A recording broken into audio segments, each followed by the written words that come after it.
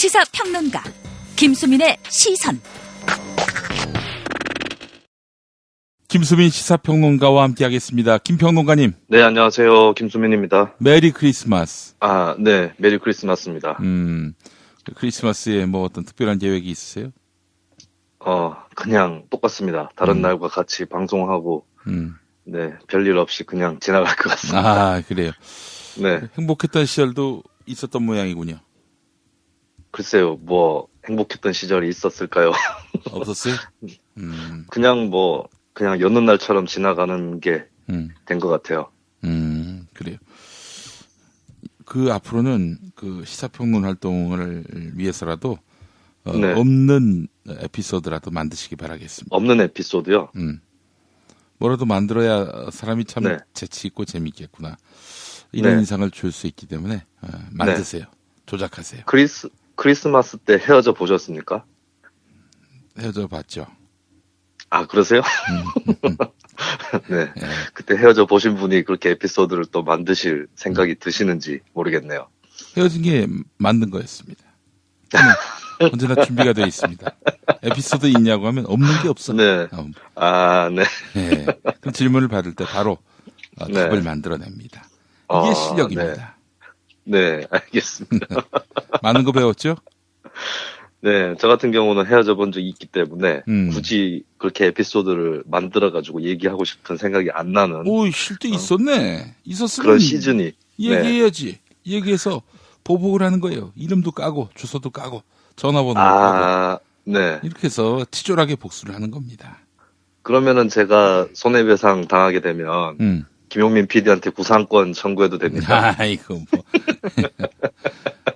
그렇기 때문에 네. 그 기술적으로 그것도 매길 만큼 매기고 이제 자기는 또 소송을 피하고 이게 실력입니다. 실력이에요. 아니 그나저나 우리 김수민 평론가 사시는 곳에서 대성고등학교 학생들 많이 마주친다고 말씀하셨고 또 이번에 김영균 노동자 구미 출신 아닙니까? 네네. 뭐 이래저래 참 할 이야기가 많습니다. 네, 오늘 제가 하려고 했던 얘기는 20대 남성에 대한 얘기였는데요. 좋습니다. 예. 예. 근데 마침 또 대성고 학생들도 20살 넘어가는 시기에 곧 20대가 되는 학생들이었고 김용균 씨도 젊은 남성 노동자였던 것이죠. 또 구의역 그 김모 씨도 뭐 그런 셈이죠. 네, 그렇습니다. 뭐 공교롭게도 제가 연신내 쪽 살고 있는데 왔다 갔다 하면서 보는 학생들 중에 뭐 대성고등학교 학생들도 있는 것이고 그리고 구미 출신이라고 김용균 씨가 알려졌어요. 그래서 구미에서도 뭐 분향소가 차려지고 이렇게 된 모양인데 아무래도 뭐 어차피 양쪽 분들 다 모르는 사람들이지만 그래도 좀 가까이 있는 사람들이다라는 생각이 드니까 조금 남의 일 같은 생각이 덜 드는 것이죠. 예. 네, 그런 가운데서 최근에 계속 화제가 되고 있는 게 대통령 지지율 문제에서 20대 남성이 낮게 나타나는 것, 이거에 대한 여러 가지 얘기들이 오가고 있는데, 네, 한번 곰곰이 생각을 좀 해봤었습니다. 지금까지 나온 얘기는 일자리 부족, 네. 질 좋은 일자리를 말하는 거겠죠. 그리고 또는 병역 문제, 양심적 네. 병역 거부권 포함해서 그리고 젠더 이슈 이것 때문에 민심 위반이 이루어진 것이다. 통상의 그런 분석은 그렇습니다. 분명히 네. 그 김수민 평론가는 이와는 다른 평론을 할 것이다. 이런 생각이 듭니다. 아, 그렇게 해가지고 다른 게 안 나오면은 너도 똑같구나, 창조성이 없구나, 뭐 이런 식으로 네, 가려고 하는 것이죠. 그렇죠. 그렇습니다. 그리고 만약에 제가 또 새로운 얘기를 하면은 다른 사람들이 하는 얘기랑 똑같이 하기 싫으니까 새로운 얘기를 지어왔다 이렇게 하실 거기 때문에 둘 중 어느 쪽으로 해도 제가 욕을 먹는 그렇습니다. 뭐 그런 구조라는 것은 잘 알고 있는 것이죠. 너무나 잘 아시네요. 네. 예. 네. 하산하셔도 되겠습니다. 네, 이렇게 험난한 구조에 저보다도 더 젊은 20대 남성들이 또 놓여져 있는 거 아닌가. 네, 이렇게 기성세대의 그 겐세이와 야지, 그리고 뿜빠이라고는 모르는 탐욕, 이런 것들 때문에 20대 남성이 더 어려워지는 것 같습니다. 그래요. 좋습니다. 네, 그 방금 말씀하신 게 이제 표창원 의원이 어디선가 4가지 원인이라고 지목을 하셨더라고요. 뭐 일자리, 병역, 젠더 문제, 그다음 소통 부족까지 해서 4가지였는데 뭐 각각을 따지면은 틀린 것도 아니고, 그리고 이게 뭐 명확하게 원인을 여론할 때나 이럴 때 뭐 꼬치꼬치 물어본 건 아니기 때문에 어차피 짐작을 하고 추리를 해서 알아내야 되는 건데, 뭐 그렇게 하다 보면 나올 수 있는 진단인 것 같긴 해요. 그리고 하나하나 따졌을 때 틀린 얘기는 아닌 것 같고요. 병역 문제 같은 경우는 병역 거부에 대한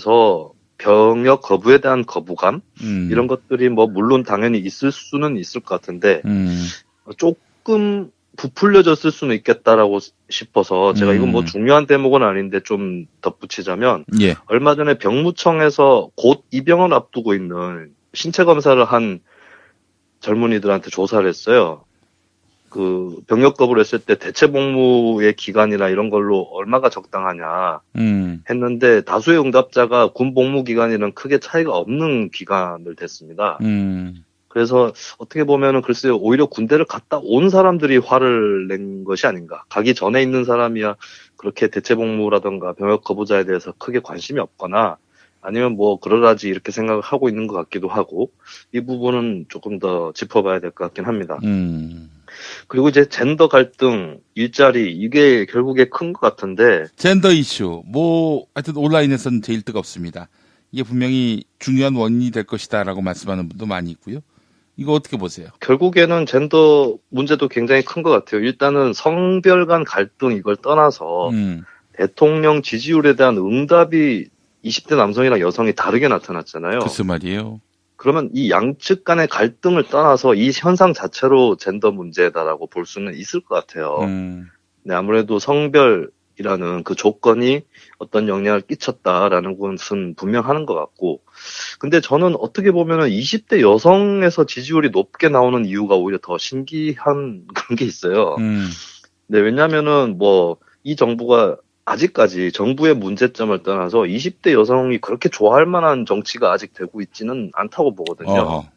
몇 가지 뭐 어떤 사람들이 이거는 여자들만 좋은 세상을 만들려고 자꾸 그러네라고 하지만, 그게 사실 20대 여성들이 봤을 때 우리한테 진짜 좋은 거야라고 생각하게 되는 건지, 이거는 조금 의문이 있긴 해요. 그리고 대통령도 페미니스트 대통령 이렇게 자처하긴 했는데, 어떻게 보면은 페미니스트라고 자처하는 여성들이 봤을 때는 더 싫어할 수도 있는 행동이라서, 네, 그것 자체로 20대 여성이 많이 지지하는지는 잘 모르겠어요. 예.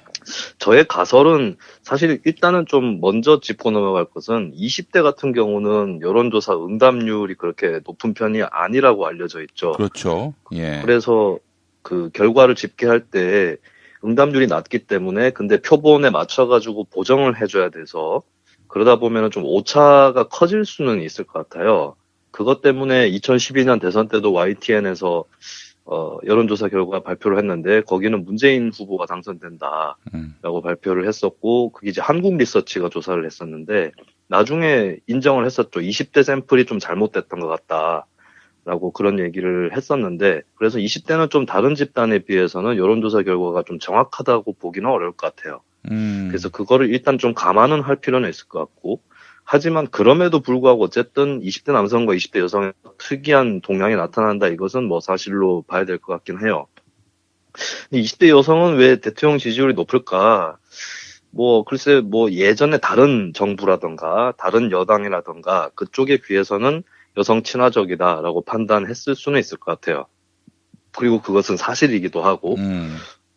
근데 유독 그렇게 높은 이유는 글쎄요, 워낙에 이명박 박근혜라든가 그쪽에 대한 혐오가 커서 그런 것은 아닌가.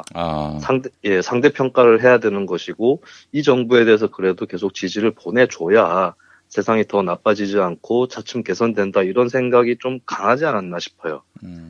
자유한국당 같은 경우 특히 여성들 입장에서 더 혐오할 만한 그런 정당이 되고 있기 때문에, 네, 그래서 대통령 지지하지 않는다 쪽에 응답을 눌렀을 경우에 그것이 자유한국당에게 이득을 준다라고 하는 생각이 좀 더 강한 것이 아닌가. 근데 뭐 여전히 풀리지 않는 것은 왜 이 세대의 이 여성들이 더 그런 생각이 강한지, 이거는 조금 더 계속 봐야 될 것 같기는 합니다. 근데 여하튼 간에 박근혜 퇴진 국면에서도 한국갤럽 조사 20대는 지지율 0%를 보내줬던 그런 전력이 있는 세대죠. 그렇죠. 네. 그래서 20대 자체가 뭐 자유한국당 친화적이다라고 볼 수는 없을 것 같아요. 남성이든 여성이든. 근데 남성이 먼저 이제 좀 이탈하는 듯한 분위기인데, 저는 결국에 여기에 대해서 생각을 해본 결과, 저는 20대 남성이 가부장주의의 피해자라는 결론을 내릴 수밖에 없었습니다. 그래요? 네. 대통령 지지율이 낮다라고 하는 것은 사실 대통령에 대한 지지율만 낮은 것이 아니라 정치권 전반에 대한 불신이 아닐까 싶어요. 왜냐하면 대통령 지지율만 낮은 거면 다른 정당이 솟구쳐 올라가야 되는데. 글쎄 말입니다. 네. 바른미래당이 살짝 올라간 것 같긴 해요. 20, 30대 남성 사이에서. 그게 왜 그런가 봤더니 이준석 최고위원이 네. 각종 그 젠더 이슈를 주도하고 있어요. 이 문제에 대해서 거침없이. 네. 그래서 네. 실제로 이준석 최고위원이 손학규 대표한테 젠더 네네. 이슈 우리가 선점해야 된다라고 하니까 네. 손학규 네. 대표가 뭐라고 그랬죠? 그거 왜 저한테 시킵니까? 성대모사 한번 부탁드리겠습니다. 듣고 싶어요, 갑자기. 그렇게 되면은 네. 이 폭로를 제가 한 셈이 돼가지고. 그래. 아니, 제가 얘기해줬어요. 우리 김수민 평론가한테 이미 얘기했기 때문에. 네네. 예. 네, 이거는 김용민 씨가 저한테 얘기해 준 것이다. 라는 것을. 예, 참고해 주시기 바라겠습니다. 오케이. 젠더 이슈를 제기하면 교회에서 트랜스젠더 싫어해요. 예. 네. 그거였습니다. 그거. 네. 그래서 더 얘기를 진척을 못했다는 그런 얘기를 들었습니다. 네, 굉장히 믿기 어려웠던 것이 제가 군대에 있을 때, 예. 네, 제 후임이 자꾸 젠더라고 트랜스젠더를 대상으로 그렇게 부르더라고요. 그래서 젠더 그런 뜻이 아니다. 그냥 트랜스젠더라고 제대로 불러야지 트랜스젠더를 상대로 젠더 이러면 안 된다고 제가 지적을 하니까 예. 그거는 김수민 수경님 같은 사람들이나 그런 것이지 사람들이 다 젠더라고 부른다고 막 우기더라고요. 실제로도 네. 그랬어요. 예. 네. 트랜스라는 말 자체가 네. 괜히 그 쓸데없는 수식어 이렇게 인식을 했어요. 매우 중요한 표현인데 그게. 네, 그렇습니다. 하여튼 뭐 그게 생각이 나는 그런 대목이었죠. 네. 근데 저는 바른미래당의 글쎄요. 이준석 최고위원이 저는 지금까지는 그랬을 수 있지만 솔직히 까놓고 얘기하면 20대 남성들이 좋아할 만한 캐릭터가 이준석 최고위원일까? 거기에 대해서는 굉장히 회의적입니다. 지금 바른미래당을 지지한다고 밝힌 20, 30대 남성들은 원래 성향 자체가 바른미래당에 가까웠었다가 몇 년 동안에 조금 대선 이후에 지지가 잠복되어 있다가 다시 올라온 수준이 아닐까. 실제로 보면은 지난 대선 때도 20대 남성 중에서 유승민 후보 지지하는 사람들 꽤 있었어요. 그렇죠. 유승민 후보의 다른 세대 지지율보다는 사실 20대 남성들이 주력군이었다고 봐도 무방할 것 같아요. 그 사람들이 최근에 좀 밑에 가라앉아 있다가 새로 떠오른 것 정도지 앞으로 20대 남성 지지율이 바른미래당한테 많이 갈 것 같지는 않습니다. 그게 캐릭터로 치면 두 가지 원인이 있는데 첫 번째는 이준석 최고위원이 그렇게 20대 남성들에게 인기 있는 캐릭터가 아니기 때문에 미안하지만 네. 그다음 두 번째는 바른미래당의 저하고 이름이 같은 김수민 의원은 계속 그 젠더 이슈에 관련한 페미니즘적 접근을 하고 있는 의원입니다. 그러니까 한쪽 의원은 20대 남성한테 어필을 하고 있고 한쪽 의원은 20, 30대 여성한테 어필을 하고 있는데 이게 두 가지가 다 먹힐 수 있을까? 네, 우리나라가 또 요즘에 사회가 강팍해가지고 뭘 잘해줘도 못해주는 게 섞여 있으면은 떨쳐내고 이런 문화가 있는데, 예, 과연 젠더 이슈 가지고 그렇게 쉽게 갈 수 있을까 이런 생각은 있어요. 당내에서 이준석, 김수민 두 인사가 충돌할 네. 경우에는 손학규 대표가 어떤 입장을 취할까요? 싸움을 끝내지 않으면 내가 밥을 굶겠어요. 그만 좀 싸우세요. 네, 이렇게 나오지 않을까. 네. 하여튼 이 젠더 갈등은 그래서 손학규 대표도 엉뚱하게 대답을 하긴 했지만은 굉장히 한국 사회에서 이렇게 다루기 어려운 주제인 것 같아요. 근데 저는 이제 조금 현재 불거져 나와 있는 것을 단순히 20대 남성 대 여성의 어떤 성간 대결로만 보지 말고 이 남성이 객관적으로 어떤 구조에 처해져 있는지 이거를 좀 볼 필요가 있다고 보여지는데요. 제가 20대 남성 20대 남성이 원래 개새끼 아닙니까? 아, 20대일 때는 개새끼였다가, 예, 예. 이제 30대가 되면은 괜찮아지는? 그렇습니다. 예. 그게 유사 이래로 계속 그런 접근이 있었던 것 같아요. 옛날부터. 젊은 사람들은 버릇이 없다. 이게 뭐 아주 오래전에 고대 시대 때 낙서에도 있었다고 예. 네, 하지 않습니까? 아니 근데 김용민 씨만 왜 욕을 먹죠? 그 참 이해를 할 수가 없습니다. 김용민 씨만 그런 얘기한 게 아닌데. 그걸 낙서로 하셨으면 괜찮은데 자기 이름을 걸고 기고를 하셨기 때문에 그래서 예, 소크라테스 시대 때부터 네. 욕을 바가지로 먹었네요. 예. 네. 그게 이제 소크라테스급의 사람이 그랬으면 조금 다를 수도 있는데요. 네. 네, 그보다 급이 좀 안 되시는 분인데다가 뭐 화장실에다가 20대 개새끼 이렇게 낙서로 해놓으셨으면 아무 상관이 없으셨는데 네. 그리고 더 억울한 거는 김용민 PD는 20대 개새끼라는 단어를 전혀 쓰지 않았다는 것입니다. 그냥 너희에게 희망이 없다 이렇게만 쓰신 건데. 글쎄 말입니다. 네, 그게 이제 프레임이 그렇게 작동되면서 억울합니다. 예. 네, 그래서 김용민 PD가 오늘날에 저를 비롯한 이렇게 후배들을 음해하시는 것이 그때 당시에 20대 개새끼라고 누명을 쓴 거에 대한 어떤 반사회적인 심성 때문에 그런 것이 아닌가. 그렇습니다. 네. 나중에 지나가다 누군가 뒤통수 치면 난 줄 아세요. 예. 근데 더 안타까운 것은 지나가던 누군가가 김용민 씨의 뒤통수를 쳐도 네, 그게 누군지 알 수 없다는 것입니다. 너무 많은 원한을 지셔가지고. 어떻게 보면은 피해자는 20대 개새끼 그 해프닝의 피해자는 김용민 씨였던 것 같아요.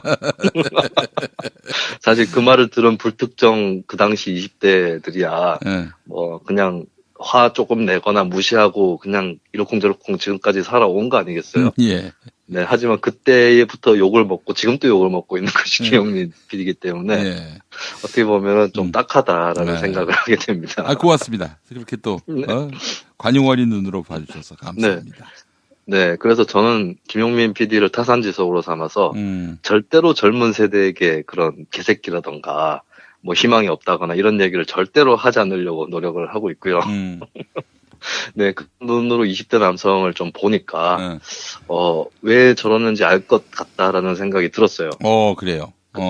저는 20대 남성은 가부장주의의 피해자다라는 말을 하고 싶습니다. 예. 어떤 사람은 이런 말을 듣고 가부장주의의 피해자가 아니라 페미니즘의 피해자다. 이렇게 얘기할 사람이 있을 것 같은데. 많아요. 그런 사람들 많아요.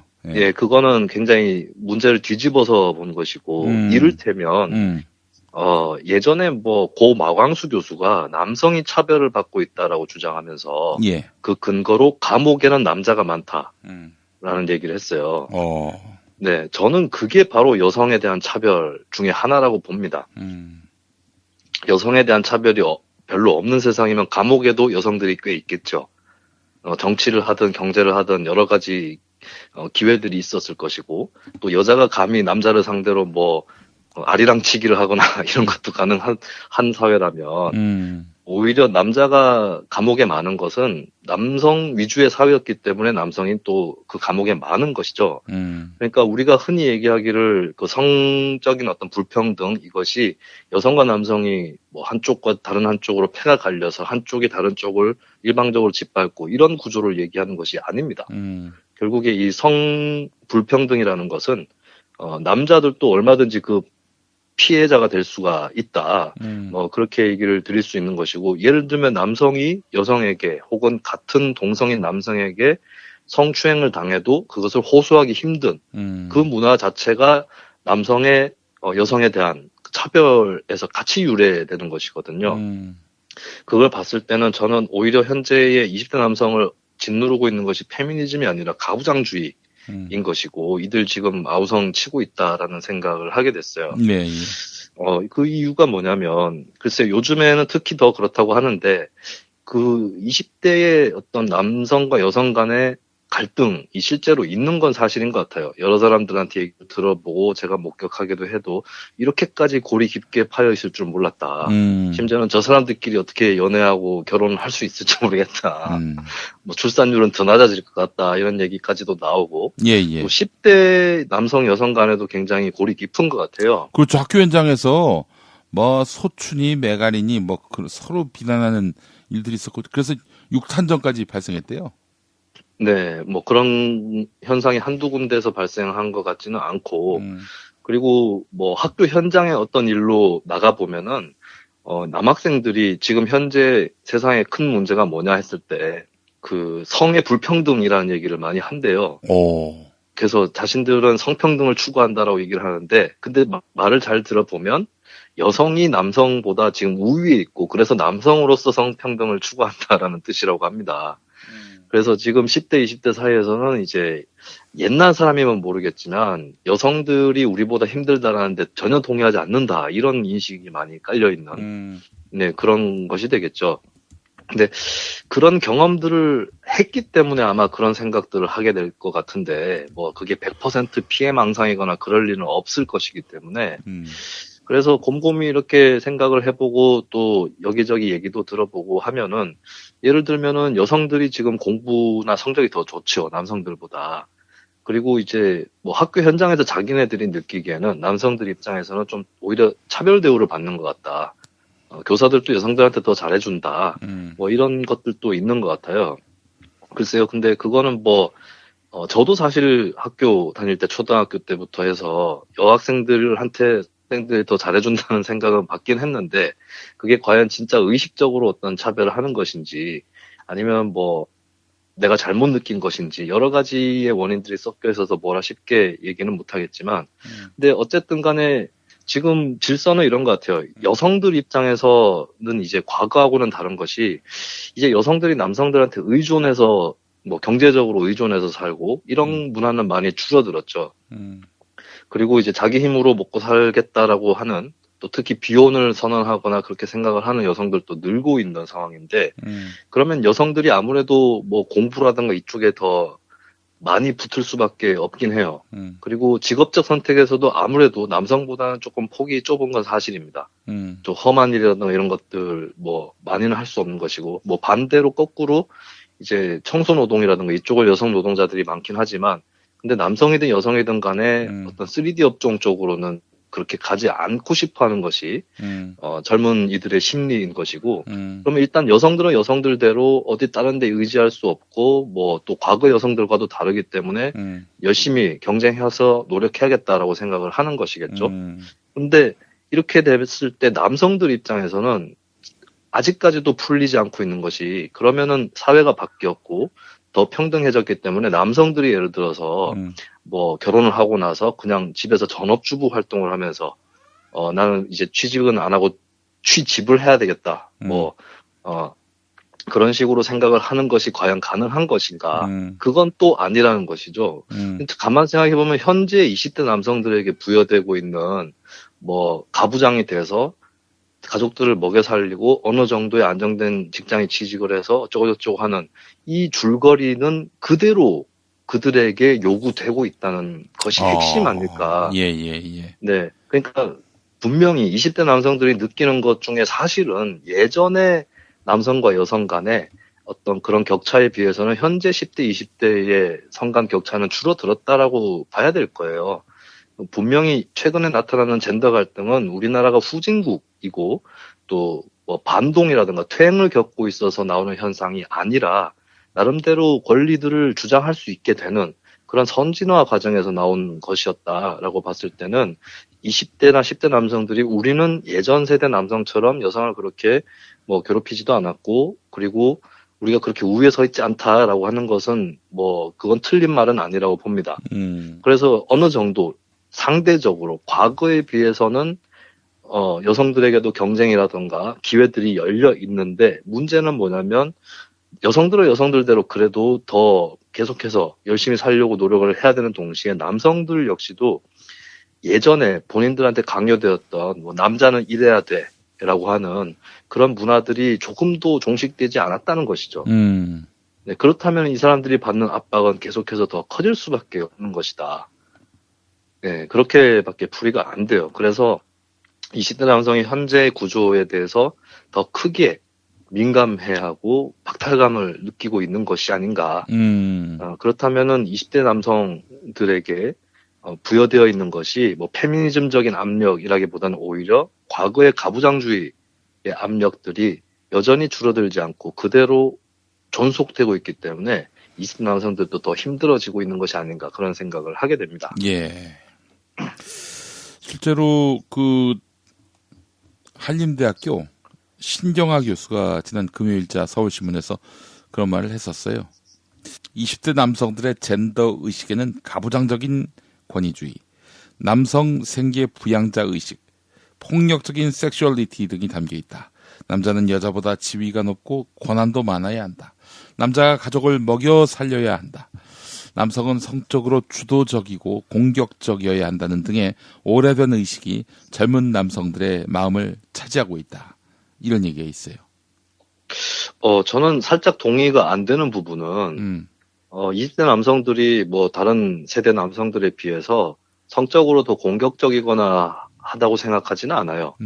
그게 뭐 불만이 누적되면은 그렇게 표현으로 행동으로 나타날 수는 있겠지만 그 사람들이 받고 자라났던 교육이라든가 이런 것들을 감안했을 때 그리고 그래도 20대 남성들은 또 한켠에서는 페미니즘에 대한 이해도 더 깊어지는 사람들도 있고 어쨌든 뭐 페미니즘에 대해서 찬성하니 반대하니 넘어서서 실제로 어떻게 행동하느냐 따졌을 때 과거 세대 남성에 비해서 성폭력이 저 많다고 보지는 않아요.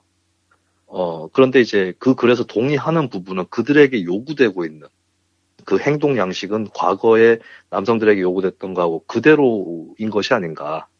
네, 그런 생각을 또 하게 되죠. 근데 저는 결국에 이 문제를 해결하는 방법은 뭐 페미니즘에 대한 뭐 성에 대한 깊숙한 접근 이런 것도 중요하겠지만 결국에는 아까도 얘기가 되었던 일자리 문제라든가 이 경제적인 문제가 될 텐데 단지 경제가 나빠서 일자리가 부족해서 20대에게 경제적인 불만을 가중시켜주고 특히 20대 남성들에게는 더 큰 부담을 안겨준다.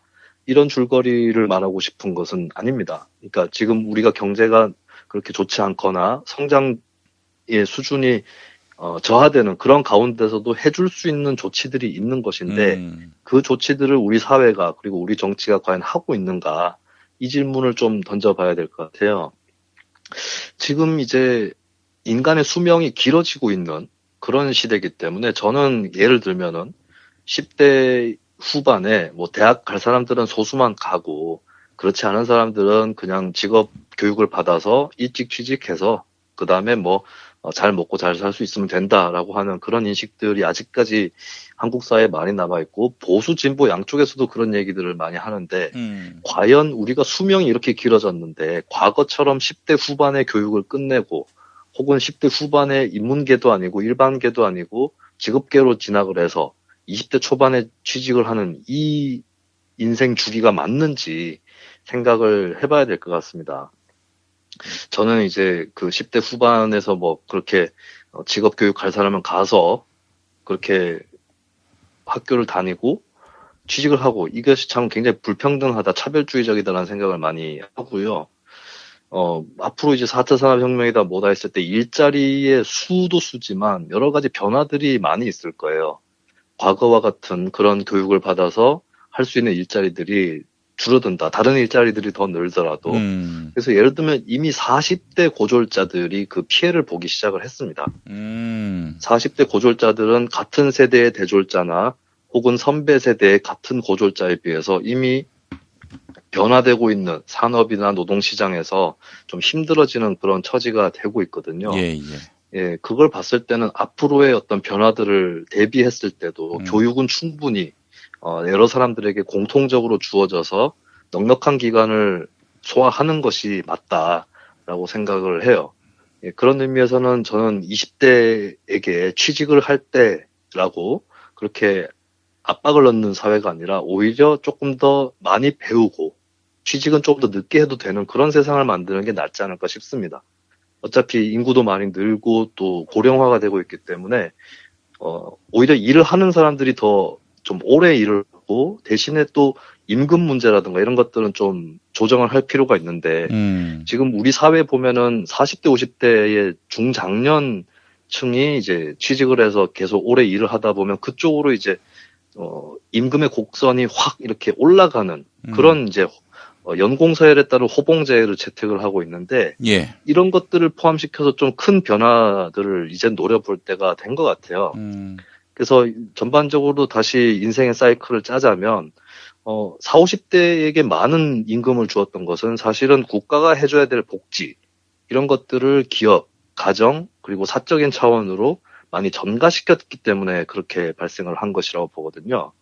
그렇다면은 오히려 그 복지의 부분은 국가가 맡아서 하는 것이 맞는 것이고 그렇다면은 그 40, 50대에게 좀 집중되어 있는 그 호봉이라든가 이런 것들을 좀 완화시켜서 젊은 세대 쪽의 임금을 조금 더 늘리고 동시에 정년도 더 뒤로 당겨서 더 오랫동안 일을 할 수 있도록 임금은 조금 더 나이 먹을수록 깎여 나가더라도 더 오랫동안 일을 할수록 하는 게 어떤 그 사람의 인생 주기라든가 또 국가적으로 지금 당면하고 있는 뭐 연금이라든가 이런 문제들하고 다 포함을 시킨다면은 그런 식으로 좀 변화시켜가는 게 맞는 것 같아요.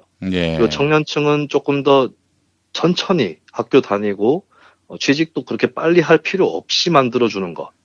예, 그래서 저는 대학교도 무상으로 가는 것이 맞다고 봅니다. 괜히 그 돈이 아까워가지고 공부 안 할 애들은 고등학교만 나와서 취직해라 이렇게 얘기하는 사람들도 있는 것 같은데 그렇게 취직 자리를 만들어줄 수 있는 그런 사회도 아닌 것이고 그렇다면 학교를 졸업하는 그 시기도 좀 뒤로 늦출 필요가 있는 것이겠죠. 그리고 그 사람들이 30대가 되고 나서 취직을 했을 때 그때는 굉장히 짠 초봉에서 시작을 하는 것이 아니라 40, 50대에게 너무 임금적으로 어떤 집중이 되었던 부분들을 조금 이렇게 고르게 만들어주는 그런 제도를 또 함으로써 청년 노동자들에게도 설 자리를 주는 것이 맞는 거 아닌가 이런 생각을 하는데 여전히 우리나라의 정치는 좀 청년에 대해서 그렇게 인지하고 있지 못한 것 같아요. 단지 어떤 최저임금을 올린다거나 뭐 국민연금의 소득 대체율을 높인다거나 이것으로는 청년들의 문제를 해결할 수가 없습니다. 어떻게 보면 거꾸로 국민연금 같은 경우 지금 실종되어 있는 것이 후세대가 지는 부담 이 문제에 대해서 얘기를 하고 있지 않거든요.